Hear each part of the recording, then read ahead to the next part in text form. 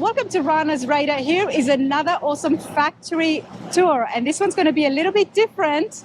I'm here at Advanced Plating at one of the famous tours that happens. I'm here with Jason. How's it going? It's an exciting morning. It is exciting. We're going to have the Hot Rod of the Year tour come through, so we're going to see a lot of cool cars, and then we'll take a tour of the facility and understand a little more about how the plating process works. Advanced Plating is a name that is so well known and almost mentioned in every single one of my award-winning cars.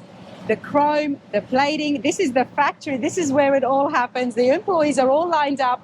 We're going to show you how everything gets made. And Jason, you're going to take us on the grand tour. Absolutely. Let's get those cars coming in. All right, thank you.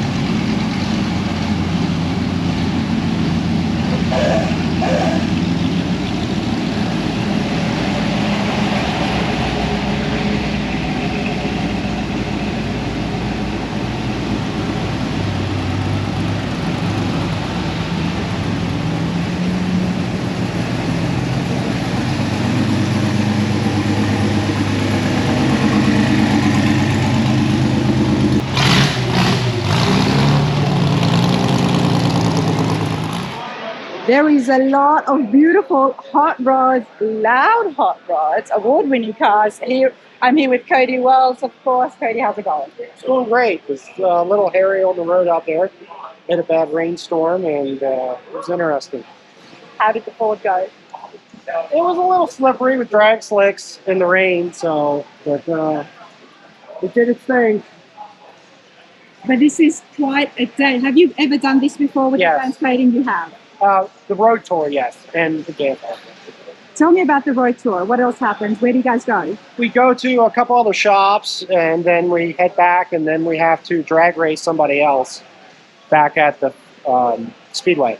Okay, so who are you going to be drag racing? Do you know? I don't know. It all depends on who's in line and who gets paired up with who. So And when does that happen? this afternoon, I think around 3.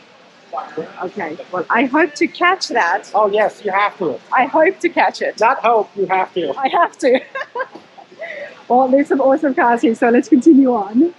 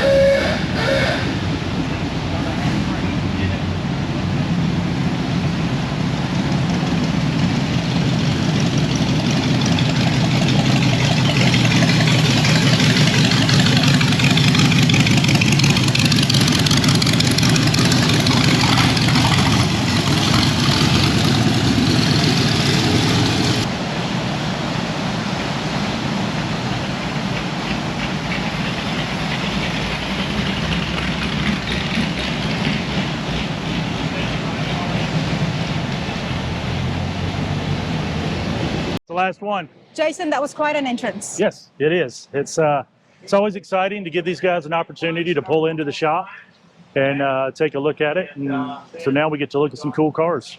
We've got all the employees out here as well. Yes. This is so cool. How often does this happen at Advanced Plating? You know, normally we have probably 3 to 4 of these a year. Seems to be the last 3 years or so we've had the Hot Rod of the Year tour come through here. We used to have a plating line that was actually sitting in this area where we're doing some construction right now. So it was kind of neat to have some pictures in front of the plating lines and all. We'll talk about that on the tour. There's a lot happening there, isn't it? There is a lot happening. Big things are happening for us. We'll continue to grow. Big things are happening. Exactly. We're going to go and continue on with the crowd and see how everything gets done. Absolutely. Let's Sounds go to great. Jason. Thanks.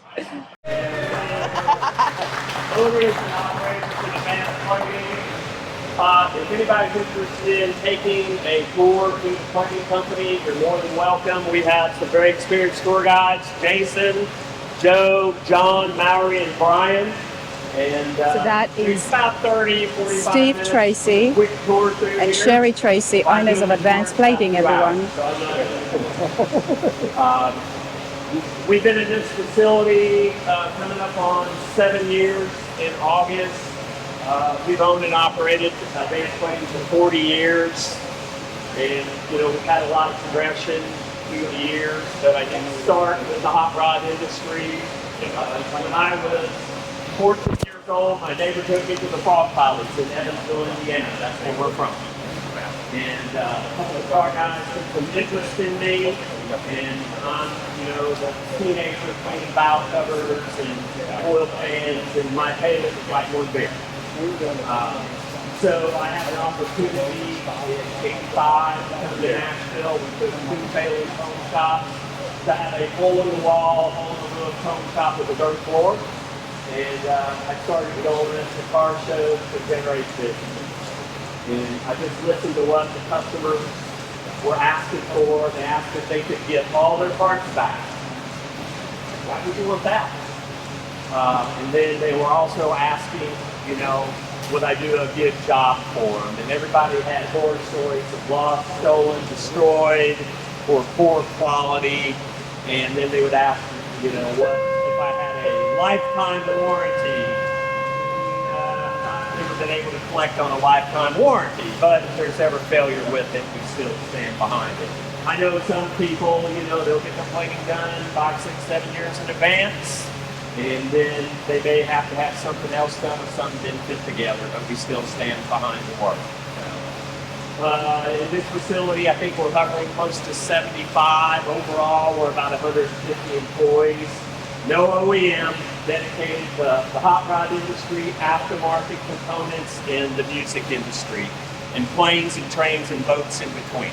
If you have any questions, don't hesitate to speak up. All right.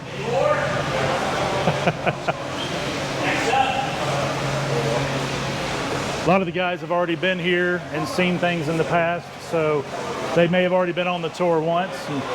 Well, this is my first time, Yes. so I'm super excited. Exactly. And the awesome thing is there is a lot of people here, but the tours are then divided into 10 or 12 people, so Yes. Y'all you come really on get in to we got a have a good little nice crew here. experience of just seeing what Excellent. happens here, and then you can also ask your questions. It's a little But cooler right in here now, too. We are So- in the reception. This is where you would walk in, inside Advanced Plating. All right. So this is our showroom. Oh wow, got a pretty good little crew here. This is our showroom. So as Steve mentioned out front, what we do here is cars and guitars. This is our passions.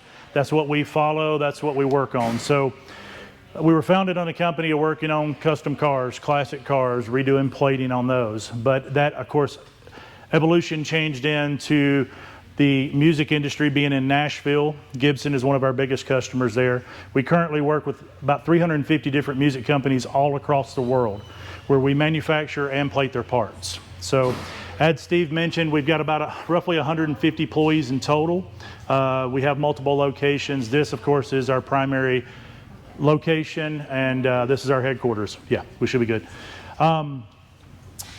So when a customer sends in parts, whether it comes in shipping or they come into the counter and lay it down, the first thing that we do is meet and greet the customer, and then we evaluate and estimate their parts for them. So if it comes in through shipping, we go through them. If it comes in through a customer walking across the counter, we try to do it immediately. We try to keep it in order as it comes in. And as we get to that part of the tour, you'll see I've got about 3 or 4 weeks worth of work out there I still have to quote and go through. My turnarounds right now are turning 7.5 to 8 months. That's probably the farthest that we've been out. Now you'll notice too out there, the area that is under construction, that used to be a plating line in the building when we actually purchased it, has not been in use all these years. And 2 weeks ago, we gutted everything out of here and we're about to restore the building around it. And then we're actually gonna add a secondary plating line with about 80 tanks in here. So we're continuing to grow. Mentioned big things are happening for us as a company.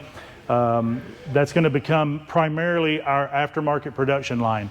So we work with companies all across the hot rod industry: Vintage Air, Classic Instruments, March Performance, Low Car Performance, Holley, Borla, Bowler, all the major companies. We do their aftermarket plating for them here. So you'll kind of see some of their parts as you walk through the plant. So you may already have advanced plating on your vehicles and not realize it. Now, the commercial side obviously is not as extensive as the custom job shop side. We go to that full extent. We want to make sure that you get the best quality piece when we're done with it. That way it is a show quality concourse type finish and you can put it on any car that you wish. So every time a part comes in, the first place it goes after it pulls its number, its turn to go up, is to the strip room. Now, even if it comes in bare metal, we strip the part still. We still want to run it through our tanks because just like a paint job, you can't guarantee the work unless you start from the beginning. So we take it all the way down.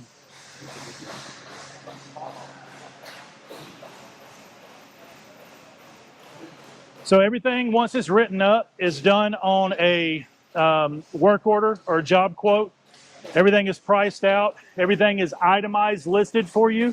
And it also tells you a description of the part, any areas that are visible, any repairs that need to be made. All of that is done at the same time. So as we walk back here, you'll see we have some raw storage here on the right. If you'll notice, I did it steering columns. We do all of their columns for them. So this is a lot of our production work that's laid out in here. All of this does have to go through the strip tank before we do anything else.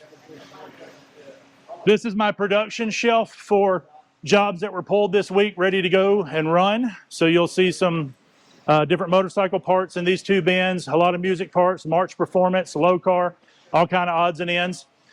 And these are all parts that were pulled off of our job shelf for our custom job shop. So we load this shelf up every single week, and then we go through it and strip from that point. Watch your step here. We're going to walk into the blasting area and the strip room. So a couple things we always get asked is why we don't have to wear respirators anymore. Well, we use low emissions in our tanks so they don't gas off bad, but we also have positive and negative airflow in the building. You can't tell today because it's extremely humid in here. But we blow the building up full of positive air, and then we suck all the bad air out and ventilate it before it goes out into the system. That way, we don't have to wear respirators. You can if you choose to, but it's not a requirement. The only thing that we require is safety glasses when the plant's in operation. So our strip room and our platers, they of course have to wear rubber gloves, rubber aprons, rubber boots for protecting as well. No short sleeves. If they wear short sleeves, they have to put an additional sleeve on for protecting. So in here we do blasting. We only use glass beading. We don't use any sand. We don't use any walnut shell or anything like that. Glass, we can actually recycle it, filter it, and reuse it over and over. But we do 2 different levels. We do a number 10 shot and a number 3 shot only. So we'll blast the backsides of bumpers for adhesion, backsides of trim. Even when we strip and polish stainless trim, we can tell you if we did it because the backside will be clean as well, not just the face of it. So these are some parts laid out that you guys are welcome to look at. This actually has been stripped down. This raw form of an aluminum Ford truck grill. Once the parts are stripped, you can see over here they're taken all the way down. These will now all be shifted over to the plating line or the polishing room. So if you send something to advanced plating, that's the first room it's going to land in to get stripped, take off any rust and debris. So this is the strip room. So a couple of different things that we like to make notes of is your triple containment system. For safety, number one, you've got your tanks. Those are 4 foot deep. They actually go below the platform here. They're 4 foot deep. You then have the elevated floor system, which allows for drippage and drainage as you're shifting from tank to tank. All of that actually filters over to a sump over in the corner and filters over to our water filtration system. We have our own water treatment facility inside this building. We treat our own wastewater. We're 100% recyclable. And you'll see that facility as we walk through as well. Now, we also use a curb system, which some of you are standing on there. So if something should happen to get outside of the elevated floor of the tanks, it's not going to get out into the environment. So our philosophy is always over-engineer. Now, the most important thing in this room when someone comes in and drops off a part is to make sure we know what the metal is. Back here we use hydrochloric acid, nitric acid, sulfuric acid. If we put the wrong part in the wrong tank, you have no part left. So, Steve mentioned destroying parts with other companies. That's what everybody says. Now, the acids that we use today are nowhere near as aggressive as what they were 20, 30 years ago because of EPA regulations. So, for instance, you'll see that these are already stripped down. This bumper still has copper on it. Hydrochloric acid will not strip the copper off. It'll take some of it off, but if you leave it in there until it strips it all, you're actually going to eat into the metal and damage the bumper. So when it goes to the polishing room, they have to eventually grind the rest of that off and block sand it down to get it prepped before we go to the next step. Now, what we do here is electroplating, all right? It means we use 12 volts of current to run through your part to get it to plate. Back here, we do a reverse process of that. We still use 12 volts of current to strip the material off. Now, what's crazy, again, like the hydrochloric, is if I put a bumper in that tank with a bumper sticker on it, I can pull it out, the bumper sticker will still be on it, peel it off, there's chrome behind it. You have to strip the bumper sticker off first before you go into the hydrochloric to strip the paint or strip the chrome off. It's kind of wild the way it does.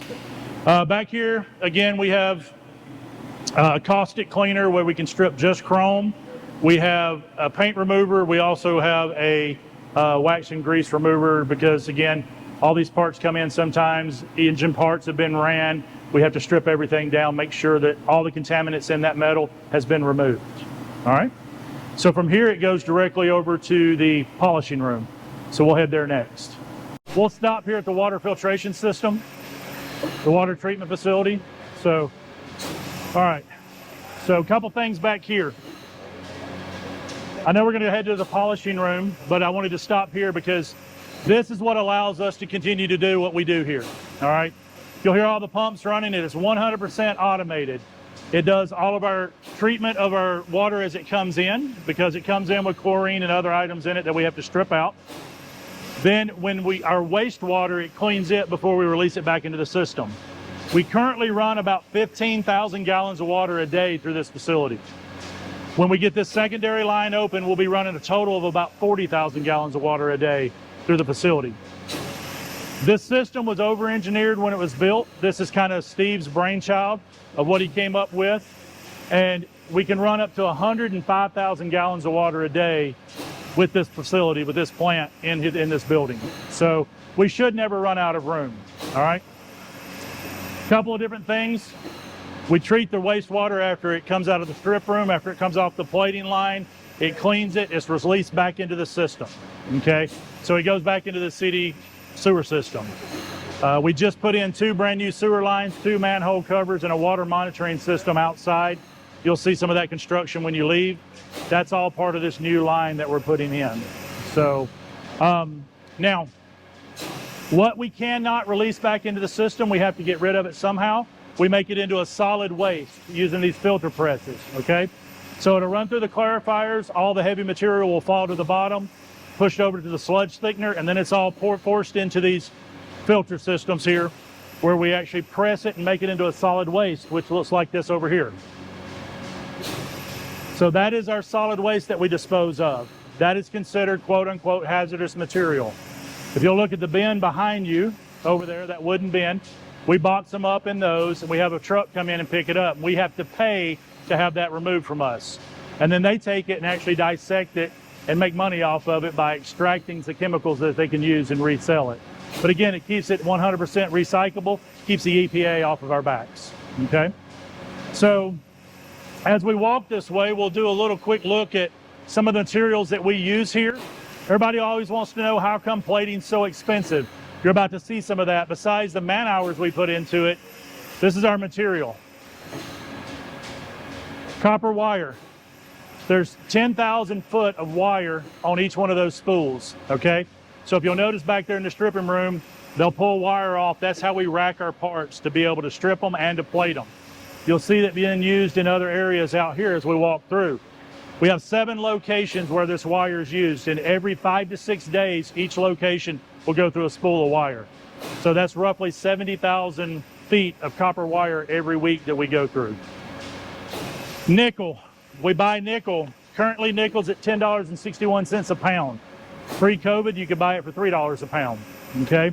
We buy 2,000 pounds at a time minimum, and we use 2,000 pounds a month at this facility.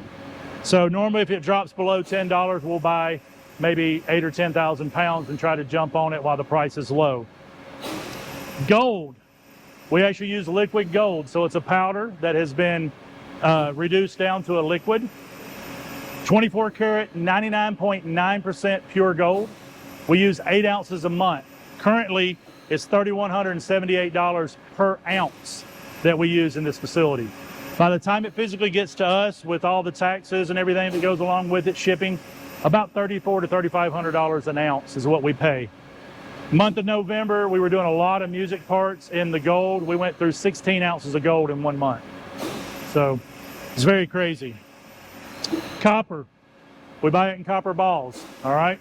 So this is what goes into the tanks. You'll see as we walk through there. We put these down in the filter bags through a chemical reaction. It eats the copper off of the ball and adheres it to the part that's into the tank. So this is what we call our acid copper that we use. This is what we block sand. It's like a high build primer, okay? So currently it's about $4.12 a pound. We use at least 2,000 pounds a month of it going through. So we'll keep on back. That's all anodized aluminum. Well, we don't anodize, we only do plating here. So you can see that this has been straightened, pegged out, stripped, and polished, and that's what the customer wanted. Now, a lot of times we can actually chrome plate this and it would match all the rest of the trim and look really good. But this customer, it's going on his 16-year-old son's truck and he didn't want to put too much money into it, so we just stripped it, straightened it, and polished it to get it ready to go. Couple of big bumpers, as you can see. Again, you'll see little spots on these bumpers. The reason why is they've been plated, they've been set out here to be inspected. So we set them out so you guys could take a look at them and get a better idea of what's going on. We started doing some work for a company. We're plating their horns, like yachts, boats, all of that. You'll be able to see some of the stuff that we're doing for them. All right, so this is our polishing room in here. As you can see, we have 18 polishers in this room. Our guys get here anywhere between 5 a.m. in the morning, 6 o'clock, and they work until 2:45 every day. They take a 15-minute break at 9 a.m. They're taking lunch from 11:45 to 12:15. They're out of here at 2:45 in the afternoon. The reason why is it does get hot in the building during the summers. Even with the airflow that we have in here, it will get warm. Also, our tanks have to run between 140 and 160 degrees for optimal plating. So when it gets to be 100 degrees in here, the tanks want to rise above that number. We actually have to put ice chips in some of the tanks to be able to plate. So it's easier to just go ahead and call it a day at 2:45. And most of the time we don't have any issues with plating, okay? So when a customer comes here and they get into the polishing room from the strip room, it's assigned to an individual polisher. Now back here we've got guys running production work. We've also got guys that are doing nothing but custom job shop, which is you guys, your cars, okay? So once they get the order, they're gonna take that bare metal piece and make it as nice as they can in bare metal. So this is a good piece here to look at. Some bumper brackets and all of that. So they're being metal prepped to go out. Now they'll go out and get acid copper put on them. So when they come back in, they're gonna be a shiny copper piece like one of these, okay? Now, the polisher determines how long they want to put and how much copper on it. It can be in the tank anywhere from 1 hour to 4 hours. Again, it's kind of like a high build primer when you're painting a car. You want to build up enough material that you can block sand it and prep it to add more to it potentially, or hopefully get it to that perfect level that it can be polished out, then go nickel and chrome. So we use two different types of copper. One is acid copper, which looks like this, as you can see. Now this will all be sanded and prepped, but we also use a cyanide copper. So think of a cyanide copper, which is this dull strike, as an epoxy primer. This gives you adhesion, it doesn't build thickness.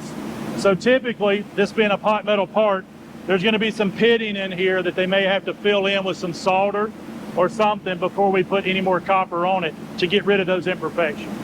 So, two different coppers that we use. Walk through here, take a look, you'll see parts that are in brass that are polished. Parts will be in here in nickel. We get parts in here in pot metal that are extremely rough. Pits, holes.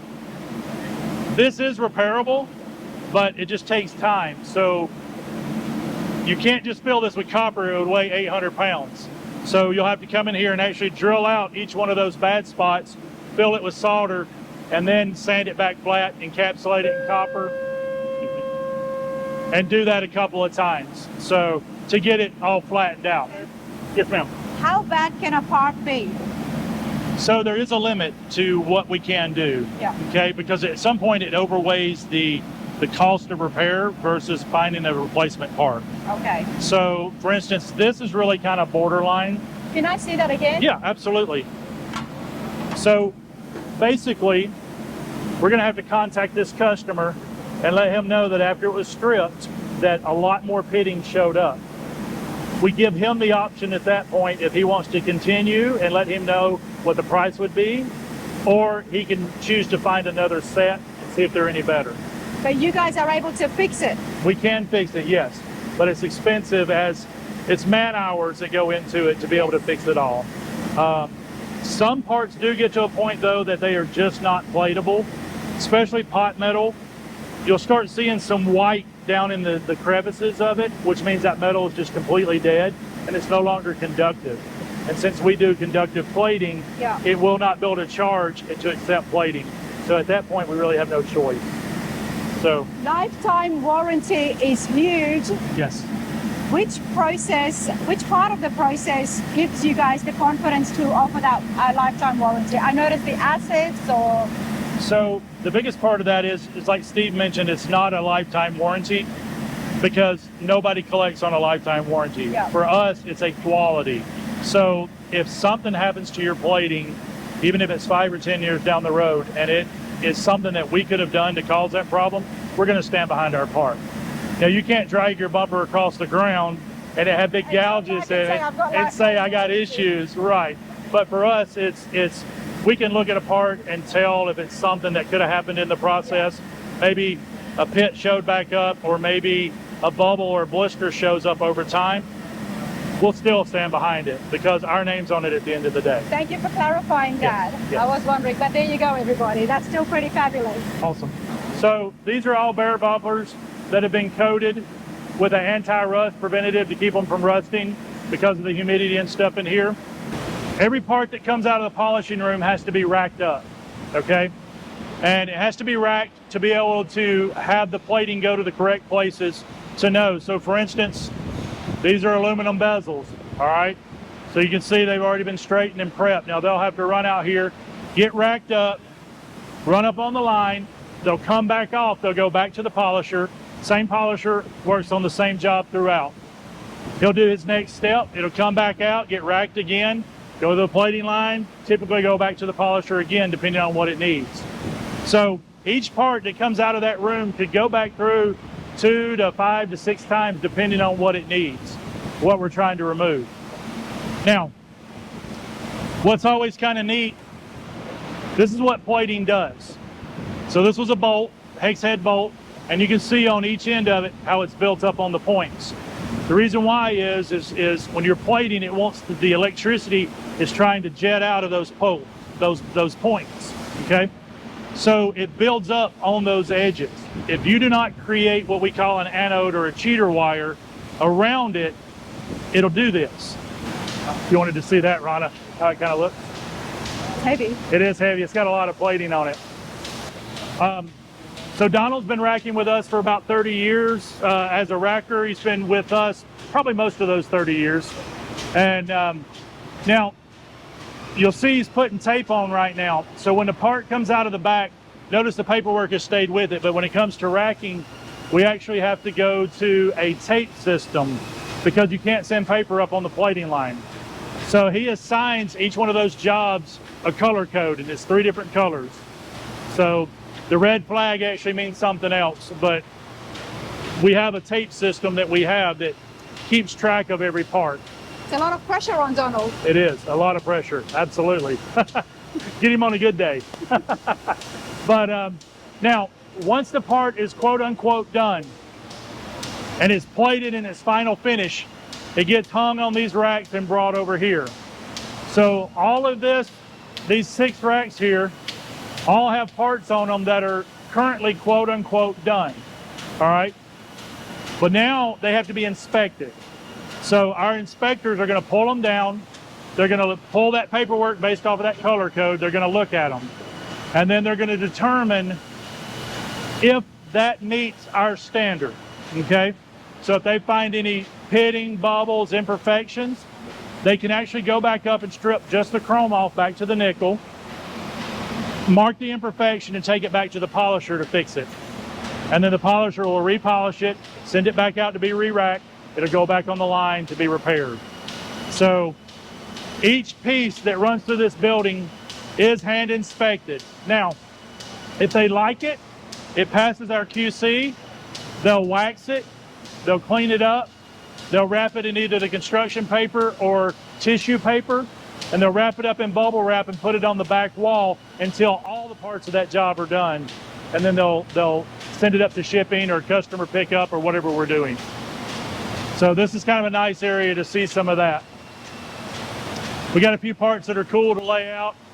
You know, air cleaner lids, wheel caps, yeah, window switches, marker light bezels, interior trim, exterior trim. Again, we can do it all as long as it's conductive metal. We can plate it. So I was going to show you here. So this is our music industry area currently. And our rackers will rack the parts here. Notice with them though, they're not using individual racks. They have racks that are already pre-made. And the reason why is we run so many parts through here that you can just grab the rack, squeeze it, put the part on, and send it out. It's ready to go. So you don't have to spend all the time that we do in the polishing room. Literally, you just grab it, run it, it runs one time and it's done. So then they come off the rack, and those are our inspectors back there, the ladies. They do a really good job of inspecting all of the music industry parts. So it's pretty neat. So these parts are already racked, ready to go up. So here's one that has a lot of points, a lot of angles on it. Well, you couldn't just build a bunch of little circles, so he builds a halo to get the material to pull away from it. Again, that's some of the stuff that you learn over the years. And even like this one here, off of the tip of this cowl trim, you don't want it to knot up on the ends. So we're going to go up on the line. Try not to touch anything up here. You know, nothing's going to hurt you, of course, but just kind of pay attention. And then it'll go back out there, mark the spot, take it to the polisher to fix the error. Okay? Notice that's 12 volts of current. I'm touching it. It doesn't bother me. You can't feel it. Don't stick your finger in the solution and touch it because it'll ground you out, and that's where you get your charge from. So be smart. No. So a triple dip rinse system. So in between each tank, you're going to rinse it, dip it 3 times in the rinse cleaner. Acid etch, which is like a muriatic acid and water mixture, and then into a final acid etch before it goes into another tank. Again, you don't want to cross-contaminate any of the chemicals in the tanks. Acid copper. So you can read the explanation of what it is, but this is those balls I was telling you about. They go into the bag. They go all the way down. Over here, you'll smell a little bit of ammonia. that is actually in the tank. But this is acid copper, so this is that high build primer per se that's going to give you the thickness to be able to block sand and work out. Each one is put in for a certain amount of time, so we have timers on each tank knowing how long the parts have been in there and how much longer they have. And that's what they look like when they come out of the acid copper on the back wall. So again, through that chemical reaction, it's eating the copper off of the ball, and then it's building it onto the part that is grounded out on the center bar. So we do another acid copper rinse on that end just before we hang them up. So that's what we call our nickel strike tank. So some parts have to be activated before they can get plated. So it'll only go in there for maybe 30 seconds to a minute before you go to a nickel tank to plate it. See the guys kind of rinsing. Now this is your cyanide copper. You remember that dull copper I was showing you? That's what goes in these two tanks over, this one and the one 2 tanks over. So that doesn't build thickness, it builds adhesion. It's that dull strike copper that we were showing you in the back. And you'll notice that trim that had all of that solder repair on it was in cyanide copper, because you don't want to build it up thick and then try to fix it. You want to keep it as minimal as possible.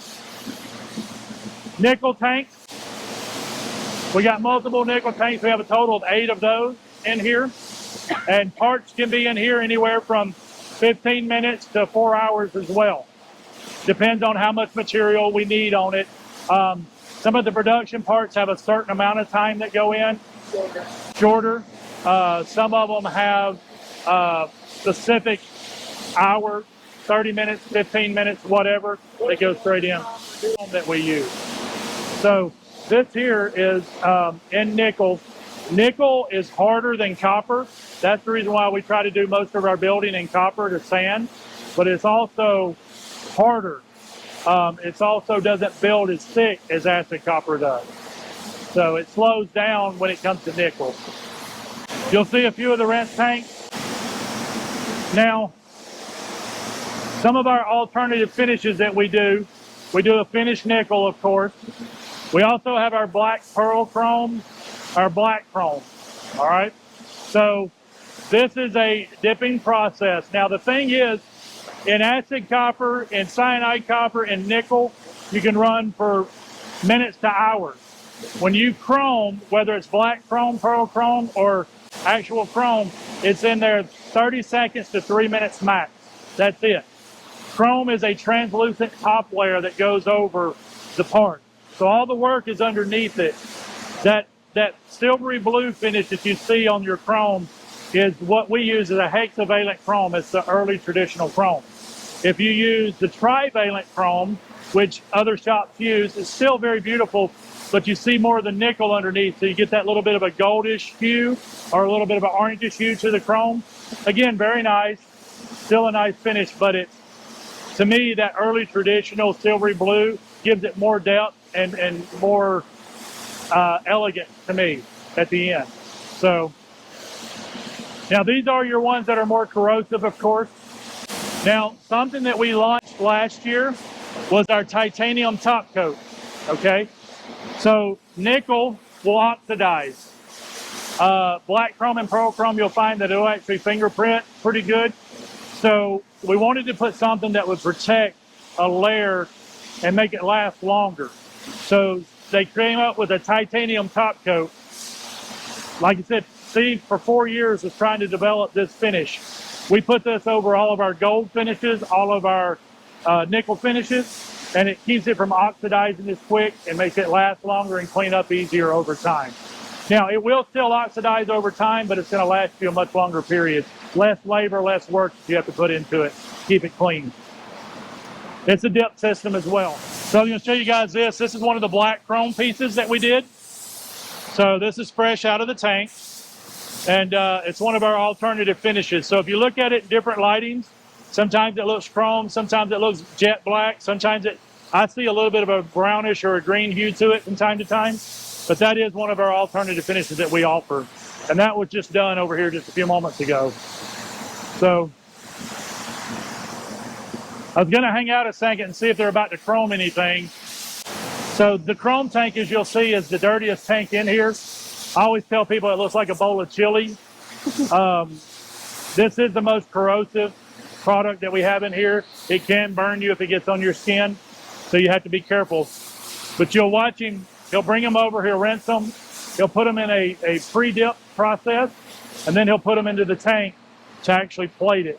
And he'll do it through voltage and amperage, and again, depending on the part, it's only going to be in there anywhere from 30 seconds to 3 minutes max. So we'll watch that process really quick. Looks like we might be doing some shifters. We'll see. He's doing a quick rinse really quick. We'll give him a chance. It'll be nice to see. With that new titanium coating, how is that going to make things more different for the gold-plated ones? You said you apply it to the gold? You apply it over the top of the gold. Right. So it's just a protectant layer. You know, gold will tarnish over time because it's true 24 karat. Yeah. So what happens is this gives you like I hate to use the word, like a ceramic coating top over it, like for a car. This is a titanium top coat that's a dip process that will protect that from oxidizing and tarnishing near as quick. It doesn't prevent it forever, but it will help it. So you're going to watch, he's going to go into a pre-dip, really quick. He's got to basically pre-dip the part. And then he's going to go over into the tank. Now, what's crazy about this, you'll see how yellow it is when it comes out. It's kind of that orangey, milky color. And through the 5 rinses, it gets brighter through each step. That's it. That's a pre-rinse tank. So basically, it's just a pre-dip. And this is chrome. 30 seconds to 3 minutes max. And you'll watch it as it's activating. You see it starting to bubble. So through voltage and amperage, depending on the part, the size of it, they know how much to get what they're trying to achieve. Shifter handles? Those are low car shifter handles, yeah. So this is the production part. Now a big bumper is probably going to be in there 3 minutes. But again, you got to think, if you've been in 4 hours in copper, 4 hours in nickel, you're in here 3 minutes max. Again, it's a translucent top layer that goes over the top of it. He's going to rinse it through 5 different tanks, and then he'll rinse it with our deionized water. It'll be chrome. Done. Well, not done. It has to go through inspection. But yes. Grit work is done out there. It's just like body work on a car, man. It's the reason why I relate to it so well, because like high build primers is your copper, your nickel is kind of like your polymer primer. So they're plated. Now see how yellow they are when they come out? We'll step back out of his way, and he's going to dip them through multiple rinse tanks, and they're going to get brighter and brighter as they come out.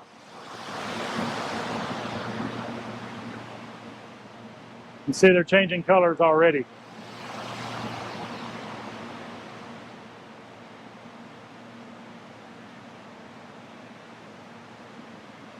See how they're chrome now?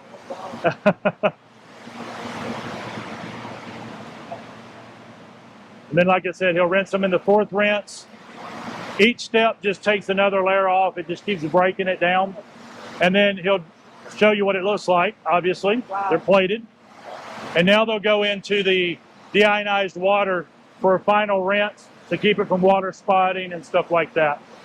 And that big old tank right there, we make our own deionized water. Looks like we've been using a lot of it. Need to make some more.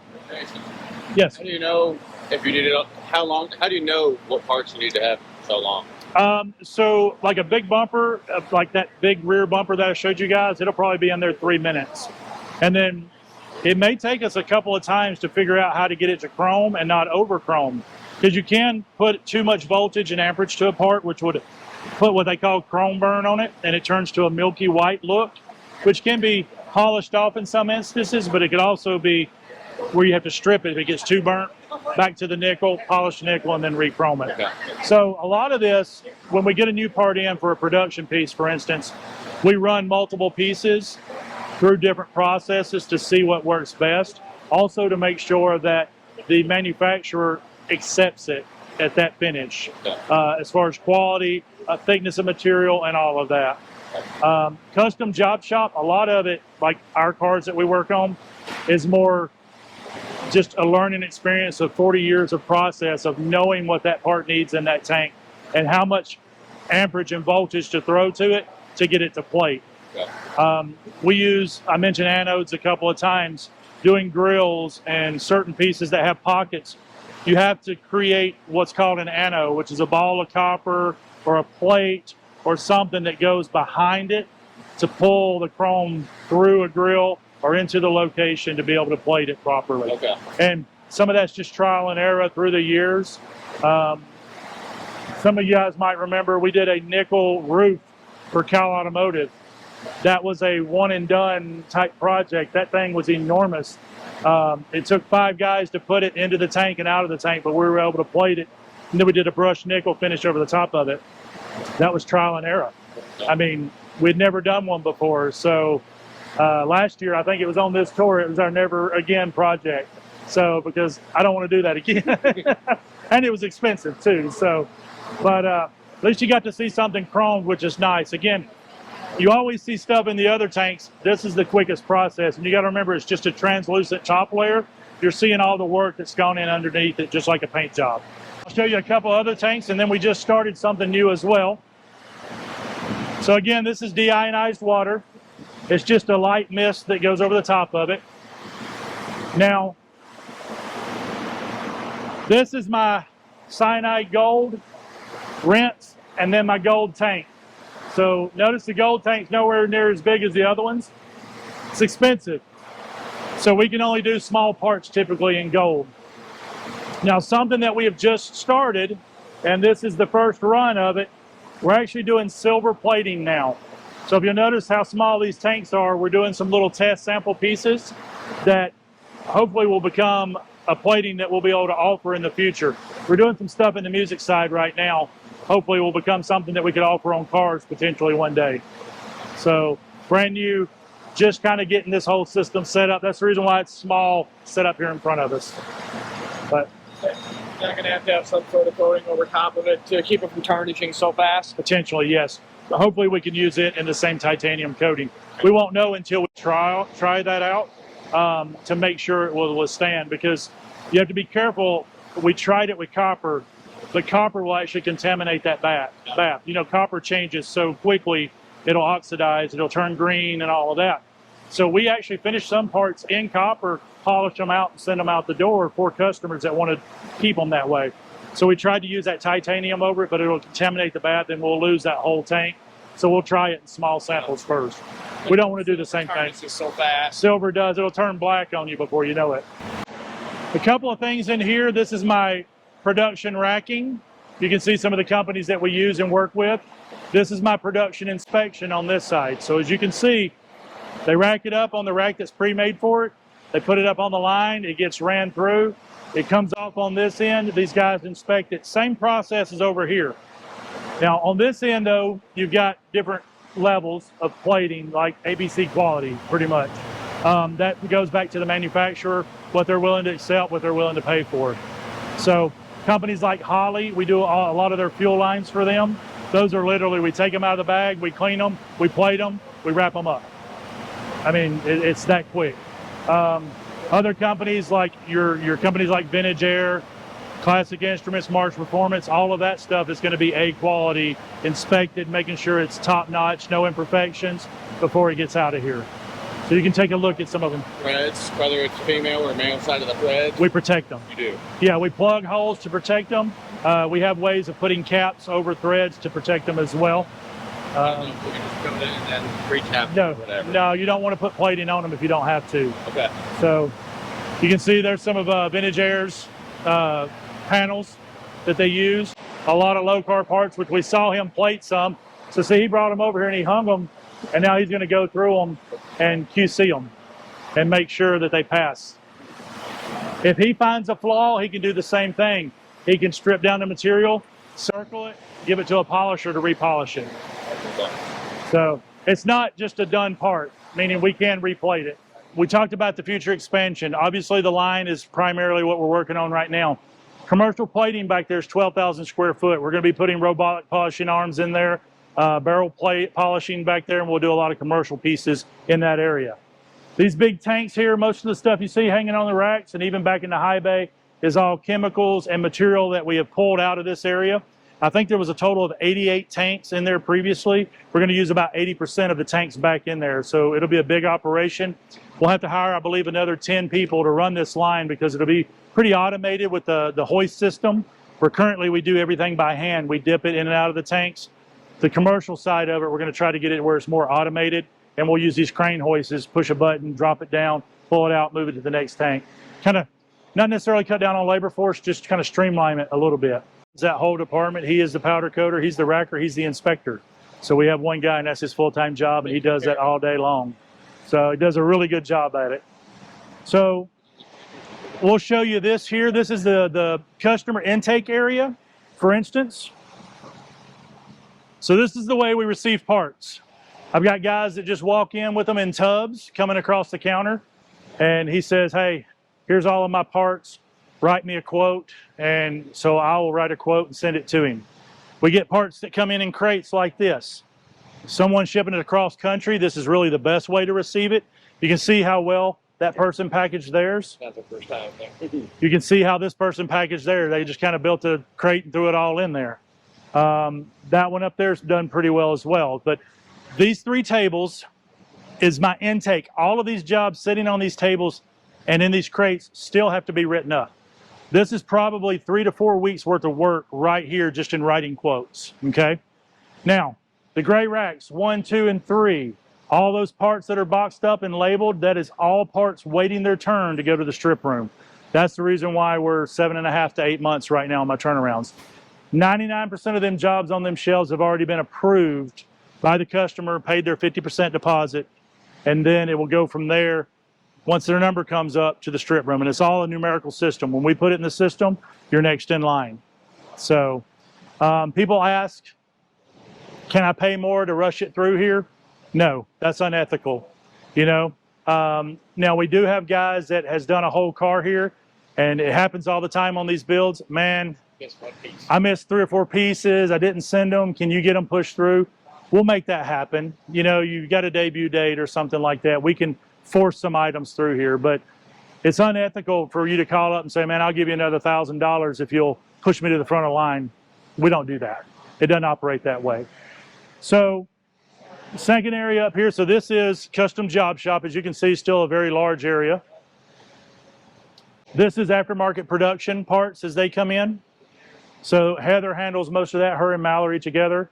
So they have to inventory every part. Now the difference between a custom part and a music part or a aftermarket production part for us is because this is so much repetitive, methodical, it's already in the system. So when all they're doing at this point is just putting the order in, counting the parts, and then it tells them what to do automatically in the system. So all you're doing is kind of transferring from one place to another. When it comes to custom job shop, every part's different. Every part's bent in a different place. Every part has bubbles in different places, different pits that you're chasing. So that takes a while. Some of those big crates could take me 2 to 3 days to write a quote on, depending on how many parts are in it and how detailed those parts are. But that is probably the longest side of our job, is figuring out what the quote is and writing it up. So, and everything is priced by size, shape, and condition. So your bumper and your bumper could be the same car, but yours could be at the bottom of a river for 30 years, and yours is a pristine, just dirty shape. Yours is going to be more expensive because it's going to require more work, more copper, more material. So we have to calculate that when we write a quote. So shipping and receiving is the U-shaped area. Everything that comes through those bay doors ships in. He unpackages it. He puts it on the preferred table that it needs to go through. Going out, he packages everything up. We use thick wall cardboard boxes, sidewalls, so that it can be boxed up and shipped out of here. We ship through freight companies. We ship through UPS and FedEx every single day, constantly rotating through this building. On the other side of the orange racks over there, we have what is called advanced music components. You'll see all the thousands of boxes with white labels on them, all the way back to powder coating, are music parts that are already ran, plated, put up in boxes. So Gibson may call today and say, I need 30,000 pickups in this color. We pull them off the shelf because we're running more. So it's just kind of the process, the way that runs through. Jason, Yes, can ma'am. people do anything to help lessen the cost to their parts? Private in any way? Actually, no. You know, I have guys ask all the time, If they could strip them down themselves or anything, I still have to send it through the strip room, even if it's bare metal. The one thing I recommend if customers are modifying bumpers or cutting parts up to make them fit, do not over grind the weld. Leave a little bit of the weld, let us finish grinding it. Because if you got a panel that's welded together like this and you over grind it, now you've created a divot there. That divot is much harder to fill than if you just leave a little bit of the weld sticking up and let us finish grinding the weld out. It's going to take less material and less time. So that's kind of the biggest example that we give for someone prepping it. When they box it up, if they want to label it, what the part is, we always prefer name, phone number, address, email address, what the parts are from. But sometimes, if it wasn't for Google, we wouldn't know what a part is. So we have to look up the vehicle. We have to try to figure out where that part goes on the car or truck to figure out what is visible and what needs to be finished out. So if you've got a rare piece or something like that, it's good to let us know what it's off of and where it maybe goes, and even send a packing list. That will speed it up sometimes too. Awesome. So, Jason, that was quite a tour. well, thank you. Thank you. You know, I mean, I'm going to have to watch this myself a few times. It's such a rigorous process. It is. And that's what makes the difference, isn't it? It is. So, we treat every single part as though it was our own. Yeah. That's a big thing for us. So we want to give you the best care for your part. Our philosophy is it came off your car, it'll go back on your car. Accidents do happen. We are human, but we stand behind those and we take care of those issues if something should pop up. It is a process. A lot of people have no idea what goes into chroming. I myself have a little bit of an idea now. A little bit. There's a lot involved. I myself was very naive. Coming on board, I thought triple chrome or triple plating meant that you dipped it in the tank 3 times. That's not the process. No, it's not. True triple plating or triple chrome is copper, nickel, chrome. So a lot of people are under the illusion that's not the way it is. But it's kind of interesting. I still learn every day. I don't know everything about this process. I've been with this company for 3 years, and it's kind of nice. I mean, Steve has been a great mentor for me. For 40 years, we've been so successful. The entire industry knows, and what I love the most is that there is more happening. The vision is expanding. There's so much more plans for the future. Yes. We're going to continue to grow as long as they allow us. Our customers are good like they are and continue to allow us to do their parts. We want to do the best job that we can by providing the best lines, the best facility, the best operation that we can to provide that service to the customer. For those of you at home, if you've never been, I hope you enjoyed that. I did my best. There was a lot of information on it. And of course, better than this, come and join one of the tours that happens. Come anytime. We're open to the public Monday to Friday, 8 to 4:30. Anyone is welcome to come by. Even if you're not bringing parts, we'll show you our facility. There you go. We're right here in Portland, Tennessee, everybody. Jason, thank you so much. I appreciate that. Thank you so much. Thank you.